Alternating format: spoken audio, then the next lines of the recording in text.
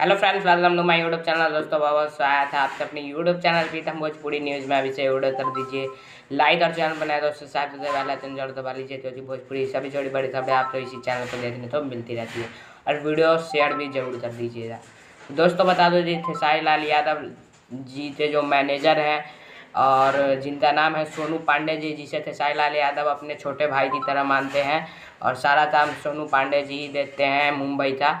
और बता दूं कि इनकी तबीयत अचानक से ख़राब हो गई है और कुछ दिन पहले मैंने आपको अपडेट दिया था कि इन्होंने कुंदनप्रीत जी को एक बाइक भी गिफ्ट किया था, स्प्लेंडर प्लस।